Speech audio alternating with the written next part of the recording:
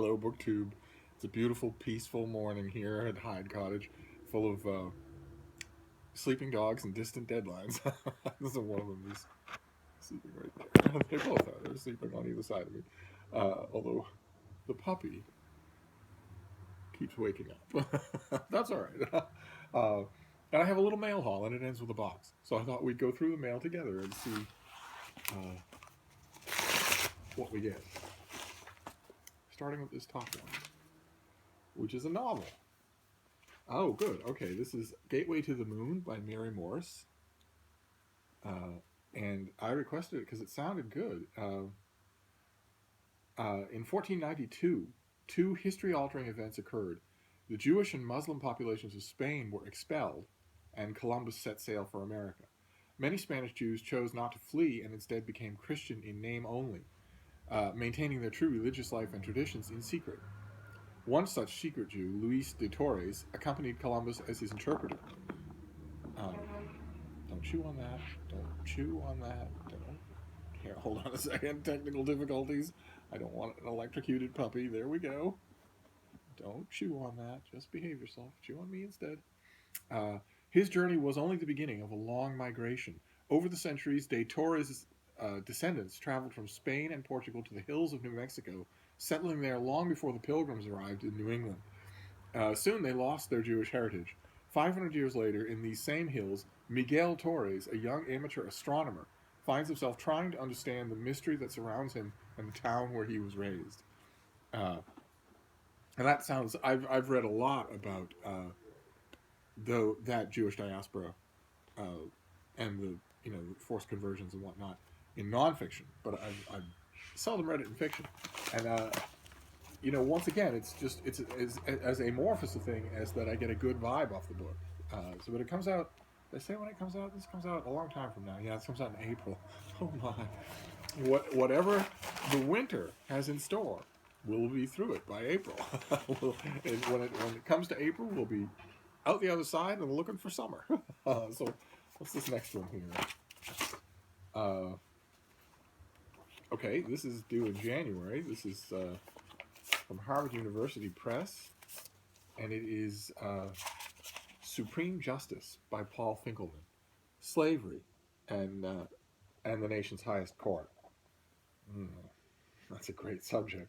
The three most important Supreme Court justices before the Civil War, Chief Justices John Marshall, Roger B. Taney, and Associate Justice Joseph Story, upheld the institution of slavery in ruling after ruling. These opinions cast a shadow over the court and the legacies of these men, but historians have rarely delved deeply into the personal and political ideas and motivations they held. In Supreme Injustice, the distinguished legal historian Paul Finkelman establishes an authoritative account of each justice's pro-slavery position, the reasoning behind his opposition to black freedom, and the incentives created by the circumstances of his private life.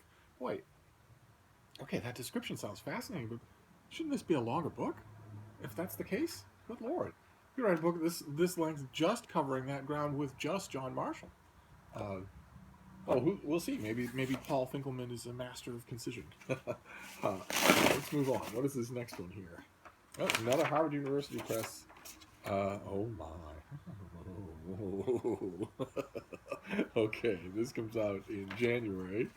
I don't have to worry about it right away, but I will probably end up reading it before then. This is Age of Conquest.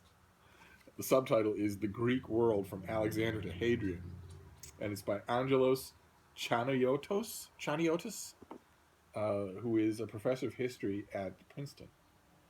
Oh my. Oh my. The world that Alexander the Great remade in his lifetime was transformed once more by his death. His successors reorganized Persian lands to create a new empire stretching from the eastern Mediterranean as far as present-day Afghanistan, while in Greece and Macedonia, a fragile balance of power repeatedly dissolved into war, a subject that's covered in what I think is one of Mary Renault's least effective historical novels called Funeral Games. But I keep meaning to go back to Funeral Games and give it another try, because it seems, in retrospect, it always seems strange to me that such a great novelist could have an off book in just her specialty. So maybe it was just me. I should try next time a dollar copy of Funeral Game shows up at the Brattle. I will grab it and read it and report back. Uh, from the late third century BCE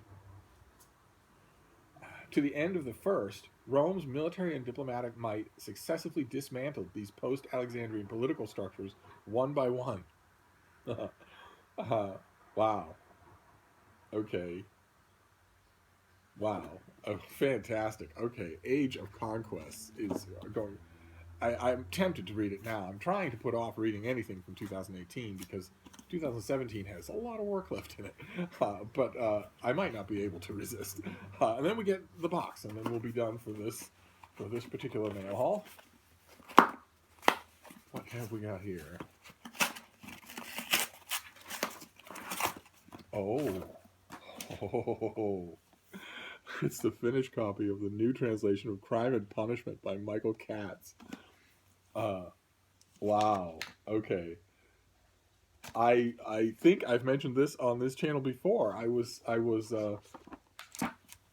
sent a copy of this book in advance in order to blurb it, in order to read it and give an advance review that would be blurbed. And I've never had that happen before with a hardcover. Where it's one thing for someone to cull your review of a book in order to come up with a blurb for a paperback, but to be contacted in advance to for a blurb on a, I wonder if they actually did it. They did. Oh my god. Oh my god. Open Letters Monthly has a blurb on a hardcover. Oh my. And I kind of like the company that I'm in because the top part is blurbs of Crime and Punishment itself, James Joyce, Virginia Woolf, and even Harold Bloom. And then there's two specialists and yours truly. Oh my. Harvard University, Northwestern University, Open Letters Monthly. I love it. I love it. Okay. Well, now I have a lovely hardcover of this, a finished copy. Great. Fantastic. All right. Well, that's the highlight, and that came last. So that's good. We have Crime and Punishment by Steve Donahue. We have Age of Conquest about the Roman world and the Greek world.